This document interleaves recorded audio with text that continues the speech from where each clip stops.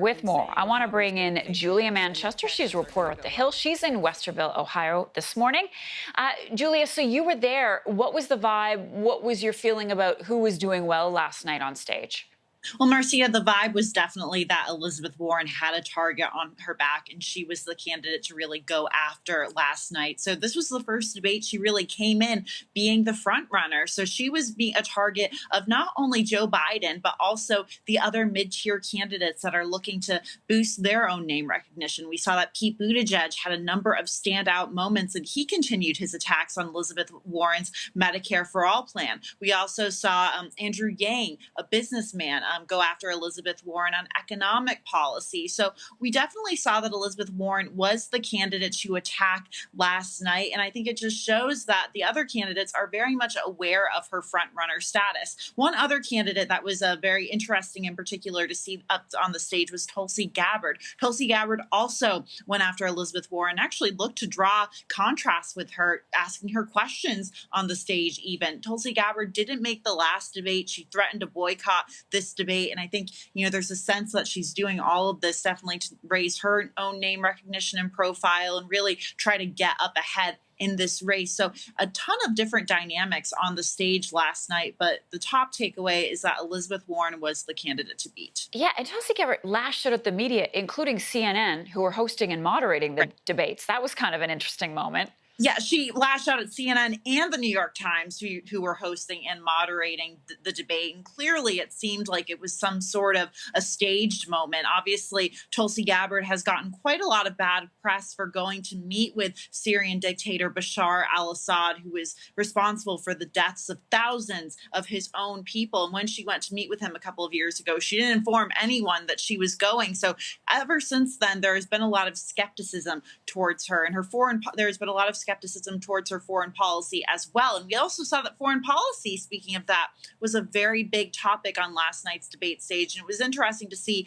Gabbard and Pete Buttigieg kind of clash over that issue because they are the two armed service veterans on stage. So it was interesting to see their two very different approaches to the issue contrasted with their backgrounds in foreign policy and military service. Let's talk about Joe Biden, because his supporters, quite frankly, have been worried about him. He hasn't done well in the last couple of debates. Was he any better last night? No, Marcia, that was the general takeaway, that Joe Biden was not any better last night. He didn't really have a breakout moment. He was forced to contend with the issue of his son, Hunter Biden, essentially coming out and having to address his ties with foreign companies and having to say that if his father is elected president, he wouldn't serve on these foreign companies. This is not what the campaign wants to be dealing with right now. The campaign would rather be talking about healthcare and Biden's record in the Obama administration. However, last night, we even saw Elizabeth Warren call Biden out for constantly tying himself to the Obama administration. And she really did it masterfully if you watch that clip again. So, Biden wasn't able to successfully defend himself, really. And on top of that, we saw a number of Federal Election Commission filings today. And we've seen that those filings from the third financial quarter in the U.S. are kind of solidified now. And it showed that Biden's fundraising isn't really where it should be for someone who's such a top tier candidate. We saw that Bernie Sanders is raising the most amount of money. So I think you're seeing the Biden camp start to raise their eyebrows and get a little bit nervous about Elizabeth Warren's steady rise in the polls. And I want to ask you lastly, I'm going to squeeze in another point with you. We're hearing that members of the squad, as they're known, are going to endorse Bernie Sanders. How much does that mean for Bernie?